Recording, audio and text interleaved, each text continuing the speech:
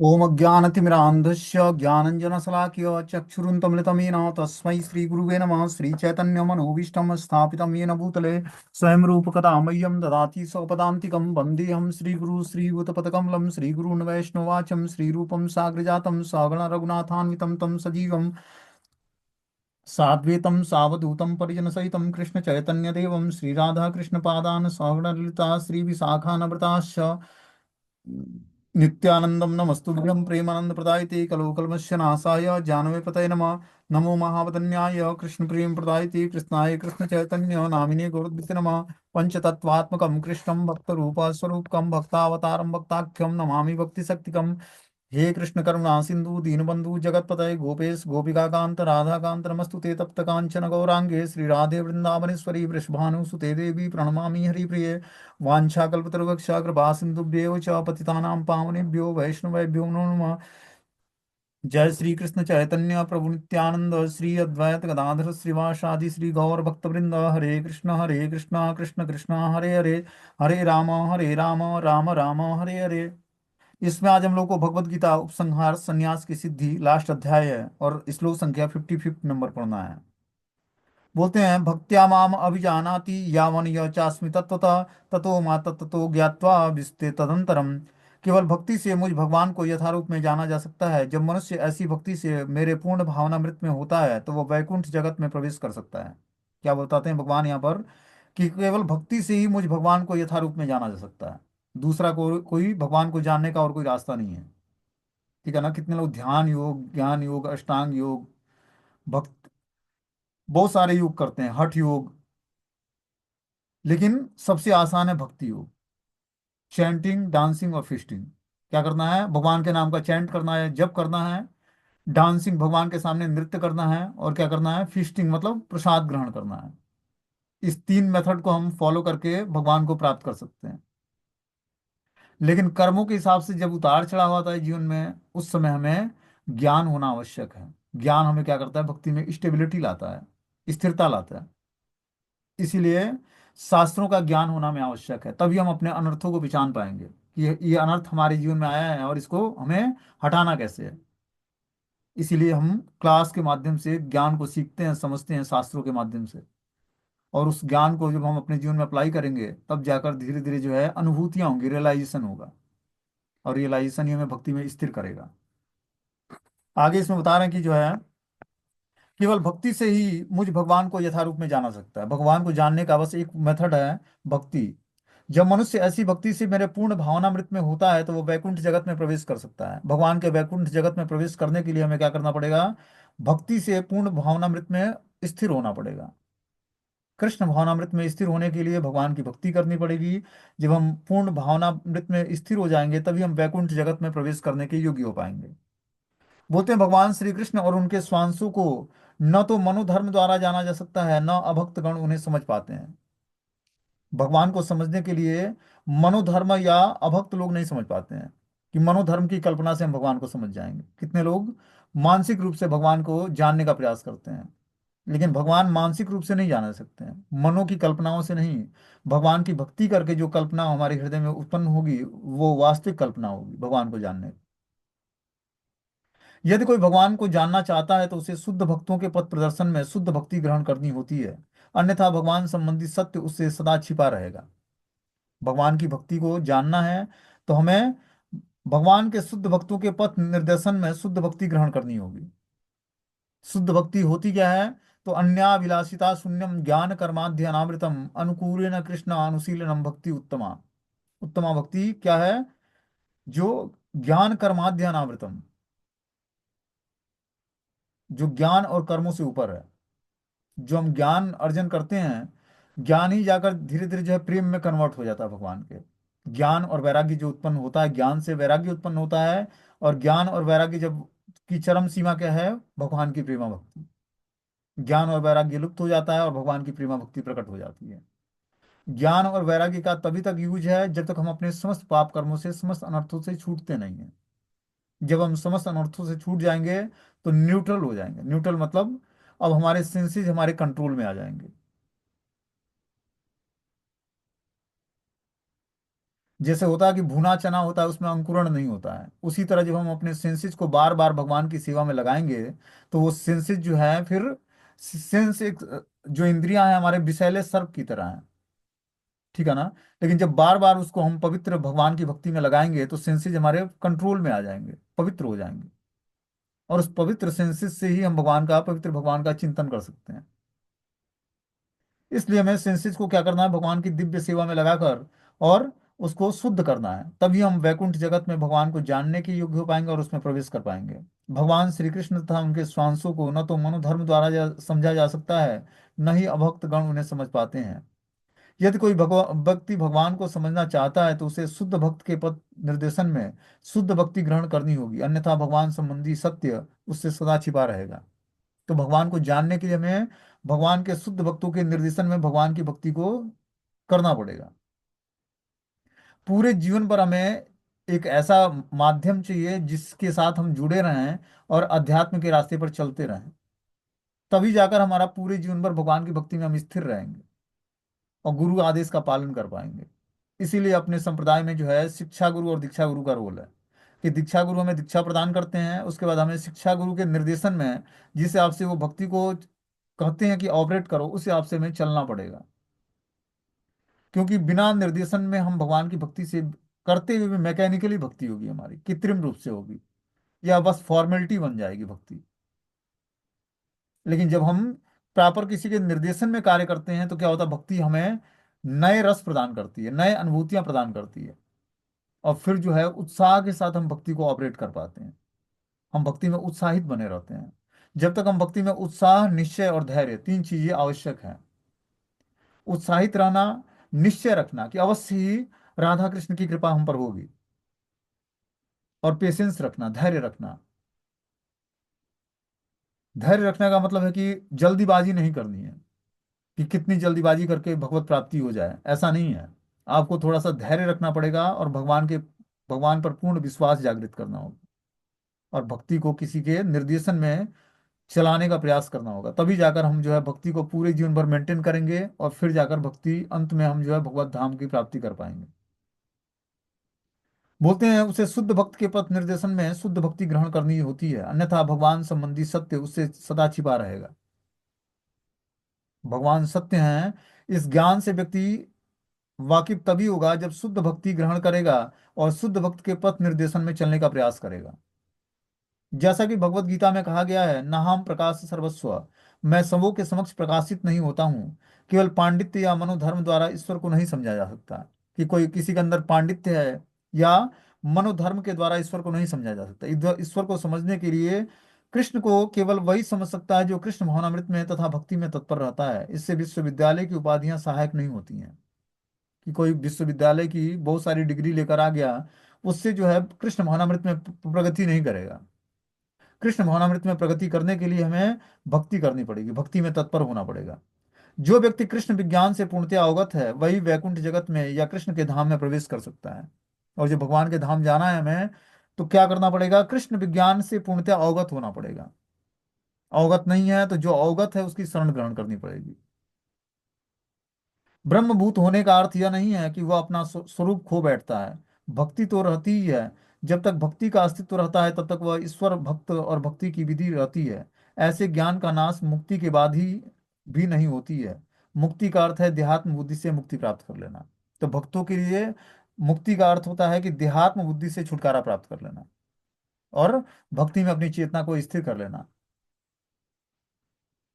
आध्यात्मिक जीवन में वैसा ही अंतर है, वैसा ही अंतर वही व्यक्तित्व बना रहता है, लेकिन शुद्ध कृष्ण भावनामृत में ही विस्ते का अर्थ है मुझ में प्रवेश करता है। तो जो कृष्ण भक्ति में शुद्ध हो जाता है, शुद्ध कृष्ण भावनामृत को की चेतना विकसित कर लेता है, वही भगवान को जानने के योग्य हो पाता है। भक्त अपनी शुद्ध भक्ति के कारण परमेश्वर के दिव्य गुणों और ऐश्वर्य को यथारूप में जान सकता है, जैसा कि 11वें अध्याय में कहा गया है।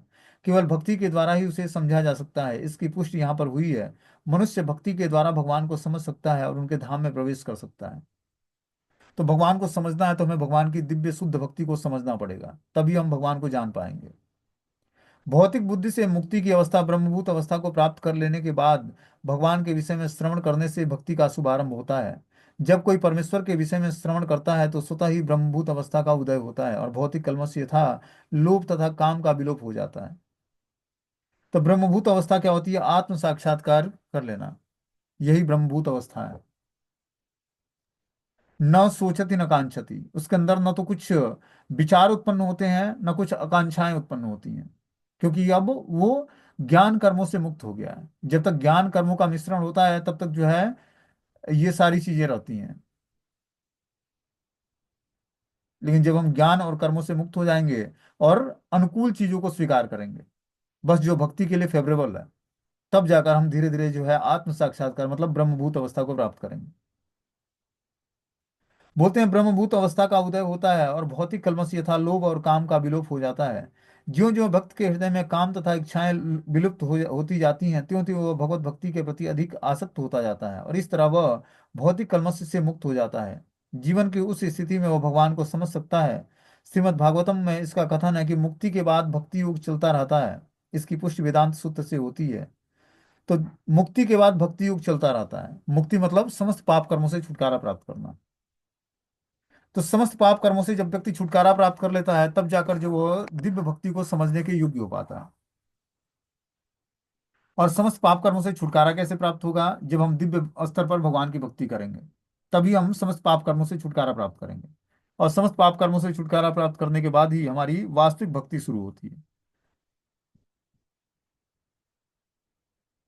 बोलते हैं कि श्रीमद् भागवतम में भी इसका कथन है कि मुक्ति के बाद भक्ति योग चलता रहता है। इसकी पुष्टि वेदांत सूत्र में होती है कि मुक्ति के बाद भक्ति योग चलता रहता है। श्रीमद् भागवतम में वास्तविक भक्तिमयी मुक्ति की जो परिभाषा दी गई है, उसके अनुसार यह जीव का अपने स्वरूप या अपनी निजी स्वाभाविक स्थिति में पुनः प्रतिष्ठित हो जाना है।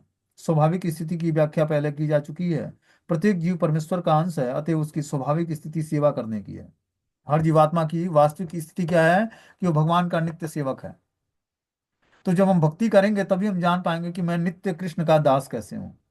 ये हृदय में हमारे भावना उत्पन्न होगी और हम स्वाभाविक स्थिति से सेवा कर पाएंगे, स्वाभाविक स्थिति में स्थिर होकर। मुक्ति के बाद यह सेवा कभी रुकती नहीं है। वास्तविक मुक्ति तो देहात्म बुद्धि की भ्रांत धारणाओं से मुक्त होना है। तो मुक्ति का अर्थ है कि अपने पाप कर्मों से छूट जाना और आध्यात्मिक धरातल पर अपनी चेतना को स्थिर कर लेना। मतलब भौतिक देहात्म बुद्धि से मुक्त हो जाना।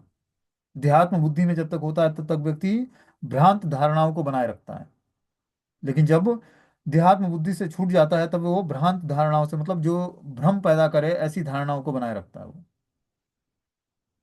आगे बताने की सर्व कर्माण्यपि सदा कुर्वाणो मद व्यपाश्रयम मत प्रसादाद वापनोति शाश्वतम पद्मव्यम। मेरा शुद्ध भक्त मेरे संरक्षण में समस्त प्रकार के कार्यों में संलग्न रहकर भी मेरी कृपा से नित्य और अविनाशी धाम को प्राप्त करता है। क्या बता रहे हैं भगवान यहाँ पर? कि मेरा शुद्ध भक्त मेरे संरक्षण में समस्त प्रकार के कार्यों में संलग्न रहकर भी मेरी कृपा से नित्य और अविनाशी धाम को प्राप्त करता है। कोई शुद्ध भक्त के संरक्षण में रहेगा और समस्त प्रकार के कार्यों में संलग्न रहेगा भी, तब भी भगवान की कृपा से ही वो नित्य और अविनाशी धाम को प्राप्त कर सकता है। बिना भगवान की कृपा हुए कोई व्यक्ति जो है भगवान के नित्य धाम या अविनाशी धाम को प्राप्त नहीं कर सकता है। बोलते हैं मद व्यपाश्रय शब्द का अर्थ है परमेश्वर के संरक्षण में। भौतिक कल्मश से रहित होने के लिए शुद्ध भक्त परमेश्वर या उनके प्रतिनिधि स्वरूप गुरु के निर्देश में कर्म करता है। क्या बता रहे हैं? कि भौतिक कल्मश से रहित होने के लिए, भौतिक कल्मश से मुक्त होने के लिए हमें क्या करना पड़ेगा? शुद्ध भक्त या परमेश्वर या उनके प्रतिनिधि स्वरूप गुरु के निर्देशन में कर्म करना पड़ेगा। बिना गुरु के निर्देशन में हम कर्म किए भक्ति को समझ नहीं सकते हैं। इसीलिए आवश्यक है कि जो रिप्रेजेंटेटिव नियुक्त किया जाए उसके हम प्रॉपर गाइडेंस में, उसके संरक्षण में रहकर और भक्ति रूपी इस क्रिया को हम ऑपरेट करें उनके संरक्षण में। उसके लिए समय की कोई सीमा नहीं है। वह सदा 24 घंटे शत प्रतिशत परमेश्वर के निर्देशन में कार्यों में संलग्न रहता है। ऐसे भक्त को जो कृष्ण मोहनामृत में रत रहता है, भगवान अत्यधिक दयालु होते हैं। वह समस्त कठिनाइयों के बावजूद अंततो गत्वा दिव्य धाम या कृष्ण लोक को प्राप्त करता है। वहां उसका प्रवेश सुनिश्चित है, इसमें कोई संशय नहीं है। उस परम धाम में कोई परिवर्तन नहीं होता। वहां प्रत्येक वस्तु शाश्वत, अविनश्वर और ज्ञानमय होती है।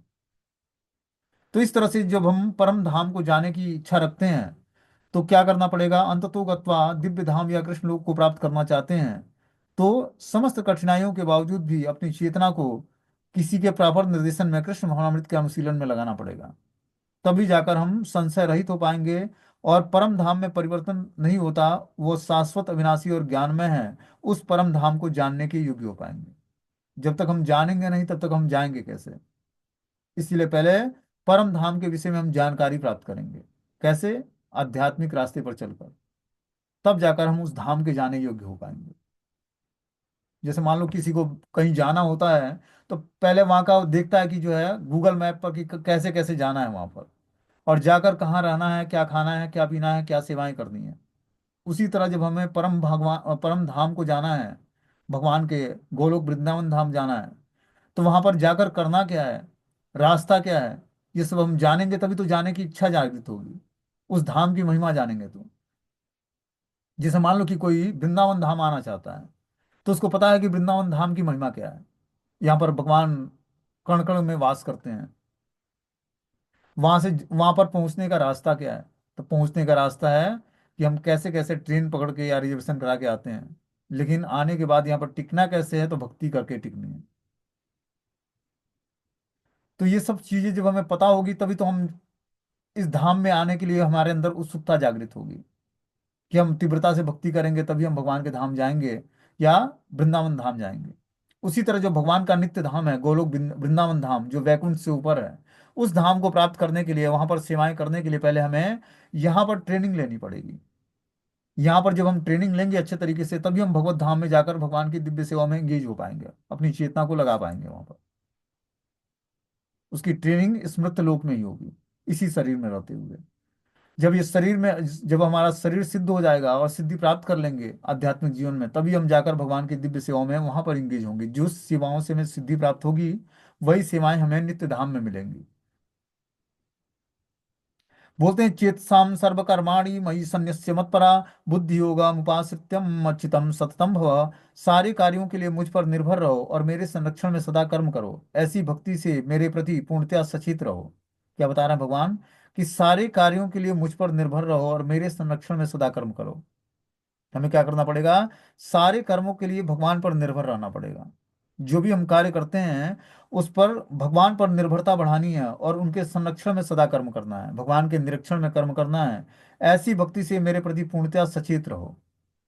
ऐसी जब हमारी भक्ति होगी कि हम समस्त कार्यों के लिए भगवान पर निर्भर रहेंगे और पूर्ण रूपेण संरक्षण के लिए भगवान से प्रार्थना करेंगे कि हमारे कर्मों को आप संरक्षण प्रदान करें। बता रहे हैं, जब मनुष्य कृष्ण भावनामृत में कर्म करता है तो वह संसार के स्वामी के रूप में कर्म नहीं करता। उसे चाहिए कि वह सेवक की भांति परमेश्वर के निर्देशानुसार कर्म करे। सेवक को स्वतंत्रता नहीं रहती है, वह केवल अपने स्वामी के आदेश पर कार्य करता है। उस पर लाभ हानि का कोई प्रभाव नहीं पड़ता। वह भगवान के आदेशानुसार अपने कर्तव्य को सच्चे दिल से पालन करता है। अब कोई यह तर्क दे सकता है कि अर्जुन कृष्ण के व्यक्तिगत निर्देशानुसार कार्य कर रहा था, लेकिन जब कृष्ण उपस्थित न हो तो कोई किस तरह कार्य कर सकता है? यदि कोई इस पुस्तक में लिखे गए कृष्ण के निर्देश के अनुसार कृष्ण के प्रतिनिधि के मार्गदर्शन में कार्य करता है, तो उसका फल वैसा ही होगा। तो हमें क्या करना पड़ेगा? जिस हिसाब से भगवत गीता में भगवान ने निर्देश दिया है, उस हिसाब से हमें भक्ति को समझना पड़ेगा। कृष्ण के निर्देश के अनुसार कृष्ण के प्रतिनिधि के मार्गदर्शन में कार्य करना पड़ेगा। स्वतंत्र रूप से भक्ति नहीं है। हम सोचते हैं कि जो है 16 माला जप कर लेंगे, कुछ भगवान की सेवा कर लेंगे, इससे भगवान प्रसन्न हो जाएंगे, ऐसा नहीं है। हमें प्रॉपर कृष्ण के निर्देश के अनुसार कृष्ण के प्रतिनिधि के मार्गदर्शन में कार्य करना पड़ेगा। आप देखते हो कि जो है भगवान सांदीपनी मुनि को गुरु बनाते हैं। उनको गुरु की आवश्यकता नहीं है। चैतन्य महाप्रभु स्वयं ईश्वर पुरीपाद जी को गुरु के रूप में स्वीकार करते हैं और ये दिखाते हैं कि गुरु कृपा होती क्या है। उससे पहले पाठशाला में वो संस्कृत पढ़ाया करते थे, निमाई पंडित के नाम से जाने जाते थे, गौरांग महाप्रभु। लेकिन जब गया जाकर अपने पिता का श्राद्ध करने गए, तो वहां पर ईश्वर पुरीपाद मिले, उनसे उन्होंने दीक्षा स्वीकार किया। और फिर जो है उन्होंने मंत्र दिया उनको, हरे कृष्ण महामंत्र। तो जब गुरु मुख से उन्होंने हरे कृष्ण महामंत्र सुना, तो क्या हुआ, उनके अंदर जो है विकलता पैदा हुई भगवान को प्राप्त करने के लिए। तो क्या बोलते हैं कि केवा मंत्र देहला गोसाई केवा तोरा बल, जपत जपत आमी हो गई नहीं पागल। मतलब आपने ए गोसाई आपने कैसा मंत्र दे दिया कि इस मंत्र से हमारे अंदर जो है भगवान को प्राप्त करने के लिए विकलता उत्पन्न हो गई है, कि मैं पागल जैसा हो गया हूं। महाप्रभु जब चैतन्य देव क्या करते, जब नाम जप करते तो रोमांच कंपासु तरंग भाजो, उनके शरीर में सारे रोंगटे खड़े हो जाते। जो है नेत्रों से अश्रु बहने लगते, और अपने मुंह को धरती पर क्या करते, रगड़ते। ऐसा उनके अंदर विकलता उत्पन्न होती कि जैसे लगता कि जो है भगवत प्राप्ति, मतलब दिव्य उन्माद उत्पन्न होता उनके शरीर में। सारे रोंगटे खड़े हो जाते जब वो हरे कृष्ण महामंत्र का कीर्तन करते, तो शरीर के सारे ज्वाइंट अपने आप ऑटोमेटिक खुल जाते, जो ज्वाइंट हड्डियां वो खुल जाती, और दिव्य उन्माद में बेहोश हो जाते, अनकॉन्शियसनेस हो जाते। फिर कुछ देर बाद चेतना आती, फिर हड्डियों हड्डियों के ज्वाइंट जुड़ जाते, फिर खड़े होते, फिर नृत्य करते, फिर जो है अचेत होकर गिर जाते। ऐसा सात्विक विकार वो साधारण व्यक्ति समझ ही नहीं सकता है। उसको लगेगा कि कोई भूत ने इसको पकड़ लिया है, लेकिन वो दिव्य उन्माद के लक्षण थे। तो ऐसा जब प्रमाणिक गुरु से जब हम दीक्षा प्राप्त करते हैं, तब जाकर ये लक्षण हमारे अंदर उत्पन्न होता है। ठीक है ना? जिसका अपार श्रद्धा हो भगवान के नाम में। बोलते हैं जब मनुष्य कृष्ण भावनामृत में कर्म करता है, तो वह संसार के स्वामी के रूप में कर्म नहीं करता। उसे चाहिए कि सेवक की भांति परमेश्वर के निर्देशानुसार कर्म करे। सेवक को स्वतंत्रता नहीं रहती, वह केवल अपने स्वामी के आदेश पर कार्य करता है। तो जो सेवक होता है, वो स्वामी के आदेश पर अपना जीवन ऑपरेट करता है, और उस पर लाभ हानि का कोई प्रभाव नहीं पड़ता है। वो कार्य बहुत ईमानदारी से करेगा, प्रॉपर अपने स्वामी के निर्देश में, लेकिन लाभ हानि से प्रभावित नहीं होगा। वो जानता है कि जो है हमारे ऊपर हमारे मालिक हैं। वो भगवान के आदेशानुसार अपने कर्तव्य को सच्चे दिल से करता है। तो भगवान के निर्देश में जब व्यक्ति कर्म करता है, तो उसको लाभ हानि का कोई प्रभाव उसको टच नहीं करता है। अब कोई यह तर्क दे सकता है कि अर्जुन कृष्ण के व्यक्तिगत निर्देशानुसार कार्य कर रहा है, लेकिन जब कृष्ण उपस्थित न हो तो कोई किस तरह कार्य करे। यदि कोई इस पुस्तक में दिए गए कृष्ण के निर्देश के अनुसार और कृष्ण के प्रतिनिधि के मार्गदर्शन में कार्य करता है, तो उसका फल वैसा ही होगा। तो हमें क्या करना पड़ेगा? कृष्ण के निर्देश के अनुसार, कृष्ण के प्रतिनिधि के मार्गदर्शन में कार्य करना होगा, तब जाकर हम वैसा ही फल प्राप्त करेंगे जिस हिसाब से भगवत गीता में दिया हुआ है। तभी हमें भगवत प्राप्ति के रास्ते पर हम आसानी से चल पाएंगे। बोलते हैं जब वह इस प्रकार कार्य कर रहा हो, तो उसे केवल कृष्ण का ही चिंतन इस प्रकार से करना चाहिए। कृष्ण ने मुझे इस विशेष कार्य को पूरा करने के लिए नियुक्त किया है, और इस तरह कार्य करते हुए उसे स्वाभाविक रूप से कृष्ण का चिंतन हो जाता है। यही पूर्ण कृष्ण महानामृत है। किंतु यह ध्यान रहे कि मन माना कर्म करके या उसका फल परमेश्वर को अर्पित न किया जाए, इस प्रकार का कार्य कृष्ण भावनामृत की भक्ति में नहीं आता है।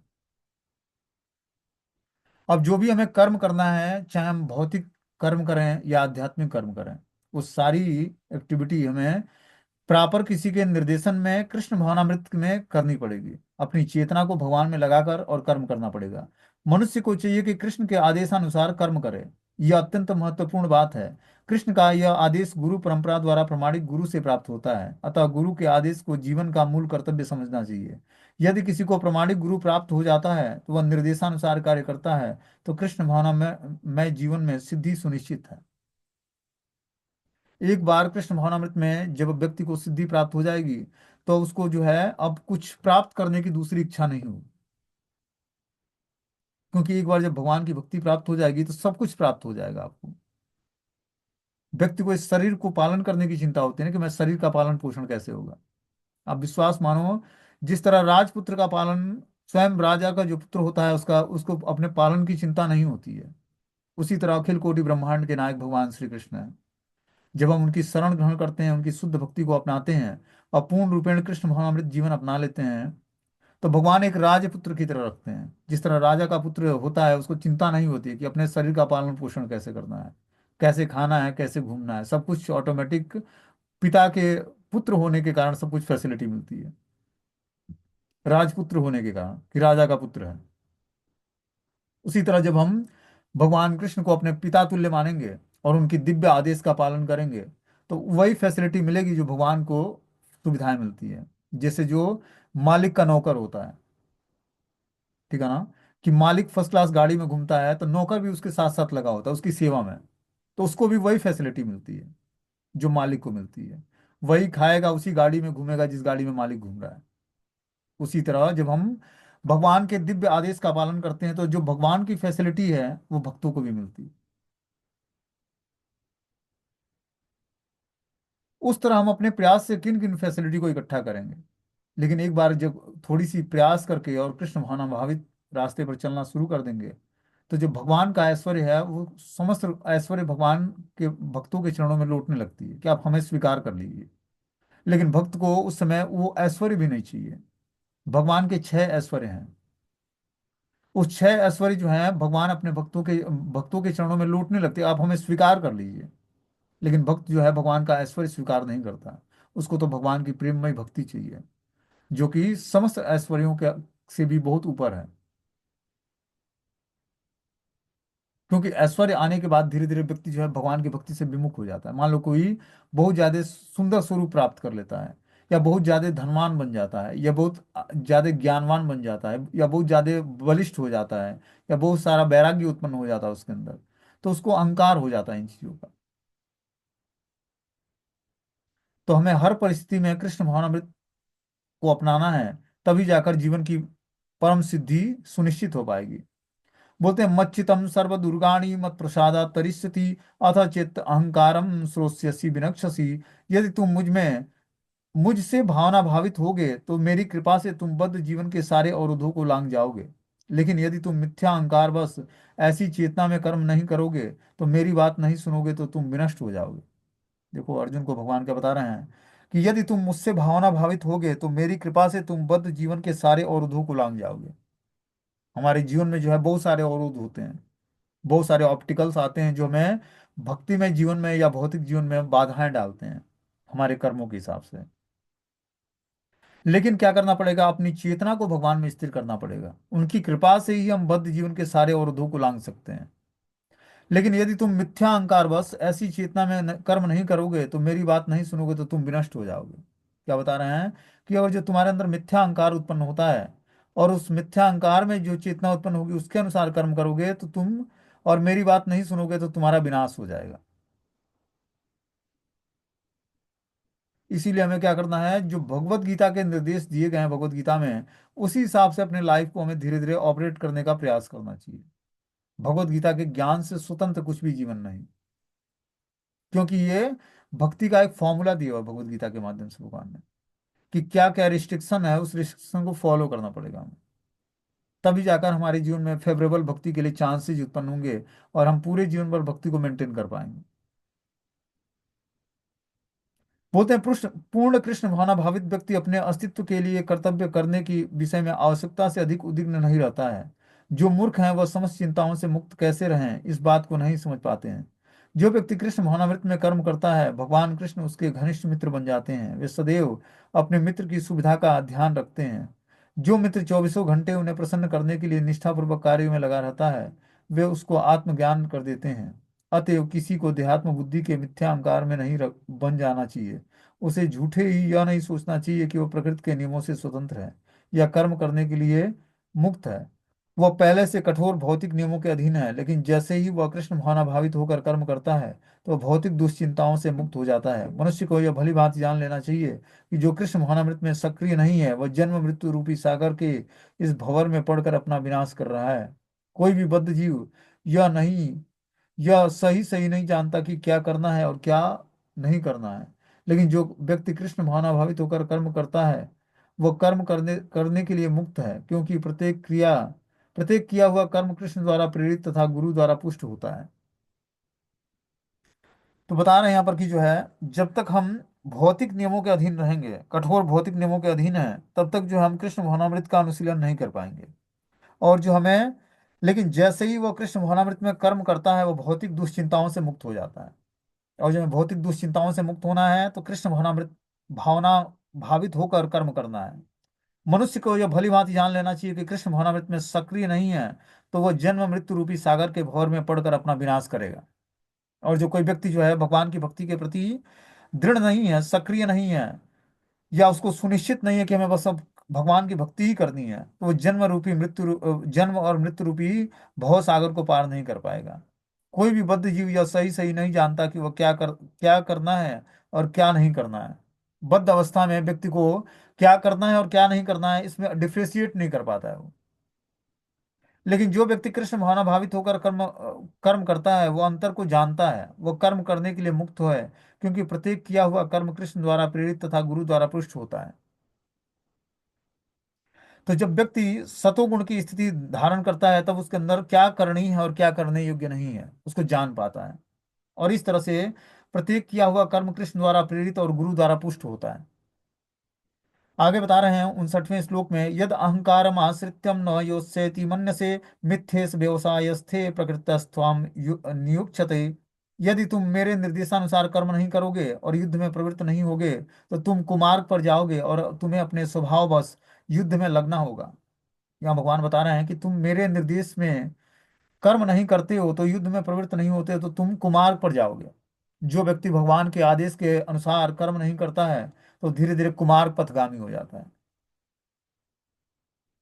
कुमार्ग के रास्ते पर चलने लगता है, जो मार्ग सही दिशा में नहीं है। अर्जुन एक सैनिक था और क्षत्रिय स्वभाव लेकर जन्मा था। उसका अतः उसका स्वाभाविक कर्तव्य था युद्ध करना। लेकिन मिथ्या अहंकार से वह डर रहा था कि अपने गुरु पितामह और मित्रों का वध करके वो पाप का भागी होगा। वास्तव में वो अपने अपने को अपने कर्मों का स्वामी जान रहा था, मानो वही ऐसे कर्मों के अच्छे बुरे फलों का निर्देश कर रहा हो। वह भूल गया कि वहां पर साक्षात भगवान उपस्थित हैं और उसे युद्ध करने का आदेश दे रहे हैं। तो हमें हमारी कितनी अच्छी प्लानिंग है लेकिन उसके बाद भी हमें गुरु और कृष्ण के आदेश का पालन करना है। और जो अपने जीवन में हमें समस्त पाप कर्मों से छुटकारा प्राप्त करके भगवान की भक्ति को प्राप्त करना है तो हमें गुरु और कृष्ण के निर्देश को, कि साक्षात जो गुरु के मुख से आदेश निकल रहा है वो साक्षात भगवान का ही आदेश समझ कर उसको स्वीकार करना पड़ेगा। जितना हमारा विश्वास गुरु पर होगा उतना ही विश्वास भगवान पर होगा। जितना ही हमारा विश्वास शास्त्रों पर होगा उतना ही हमारे जीवन में जो है भगवान पर विश्वास बढ़ता जाए। इसीलिए पहला हमें विश्वास गुरु और शास्त्रों के प्रति करना है, तभी जाकर हमारा भगवान पर विश्वास बढ़ेगा,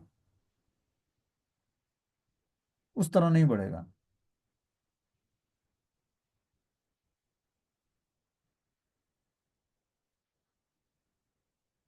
बोलते हैं बद्ध जीव की विस्मृति परम पुरुष निर्देश देते हैं कि क्या अच्छा है और क्या बुरा है, और मनुष्य को जीवन सिद्धि प्राप्त करने के लिए केवल कृष्ण भावनामृत में कर्म करना होता है। कोई भी अपने भाग्य का निर्णय ऐसे नहीं कर सकता जैसे भगवान का कर सकते हैं। अतएव सर्वोच्च मार्ग यही है कि परमेश्वर के निर्देश प्राप्त करके कर्म किया जाए। भगवान या भगवान के प्रतिनिधि स्वरूप गुरु के आदेश की वह कभी भी उपेक्षा न करे। भगवान के आदेश को बिना किसी हिचक के पूरा करने के लिए वह कर्म करे। इससे सभी परिस्थितियों में सुरक्षित रहा जा सकता है। तो जब व्यक्ति और जो हर परिस्थिति में सुरक्षित रहना चाहता है तो उसको प्रॉपर भगवान के प्रतिनिधि स्वरूप गुरु के आदेश की उपेक्षा नहीं करनी होगी। जो उनके द्वारा आदेश मिलता है, भगवान के आदेश को बिना किसी हिचक के पूरा करने के लिए वो कर्म करता है। तो गुरु और भगवान के द्वारा जो निर्देश प्राप्त होता है, जब हम उस निर्देश के अनुसार कर्म करते हैं तो धीरे धीरे जो है हमारा जीवन जो है बहुत ही अच्छा चलने लगता है। लेकिन जब हम अपने स्वतंत्र होकर भगवान और गुरु के आदेश का पालन नहीं करते हैं तब जो है हर परिस्थिति में हम सुरक्षित अपने को अनुभव नहीं करते हैं। इसीलिए उनका आश्रय ग्रहण करना है। जब तक हम गुरु के आदेश का पालन नहीं करेंगे तब तक हम भगवान को प्रसन्न नहीं कर पाएंगे। इसीलिए हमें जीता जागता एक गुरु चाहिए जो हमें निर्देशित कर सके, हर एक हमारे भौतिक और आध्यात्मिक कार्यों को बैलेंस बना सके। तभी जाकर हमारा आध्यात्मिक प्रोग्रेस होगा, पूरे जीवन भर हम भक्ति को मेंटेन कर पाएंगे। इसीलिए आवश्यक है कि गुरु के निर्देश का पालन करना। मान लो कि वो उतना सक्षम नहीं है कि आदेश देता है और उसके आदेश के अनुसार हम चल लेते हैं और हमारे जीवन में बदलाव, तब भी भगवान कृष्ण की कृपा आप पर होगी, क्योंकि आपने उनके एक रिप्रेजेंटेटिव पर पूर्ण विश्वास करके अपने जीवन को ऑपरेट करा है। तो कृष्ण की कृपा हो जाएगी आप पर।